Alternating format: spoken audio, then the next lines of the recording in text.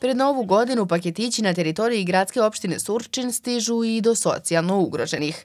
Crveni krst i gradska opština Surčin već dugi niz godina zajedno poklanjaju pakete hrane i higijene, a za najmlađe paketiće slatkiša.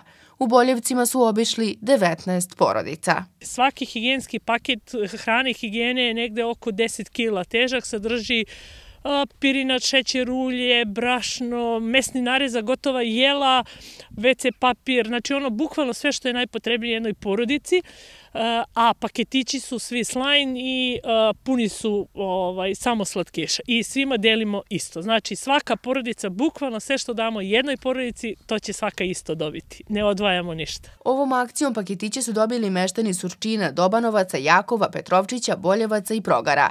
Međutim, u planu je još jedna humanitarna akcija. Od ponedeljka Crveni krst Beograda donira nama pakete higijene, školskog pribora, patika za decu i kukura šećerac. To ćemo onda obuhvatiti opet neke druge porodice, tako da se nadamo da ćemo do Nove godine usrećiti koliko možemo socijalno ugrožene. Crveni krst i gradska opština Surčin često organizuju najrazličitije akcije u kojima pomažu najsiromašnijima. Međutim, poseban akcenat se stavlja na ove novogodišnje. Opština Surčin svake godine nađe neka sredstva koja odvoji za socijalno ugrožene porodice.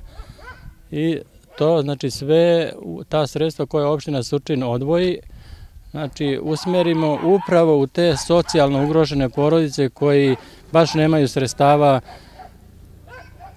i teško preživljavaju. A s druge strane, tako uvijek gledamo da ih usrećimo koliko možemo. Ovom humanitarnom akcijom obuhvaćeno je 96 porodica i 145 dece.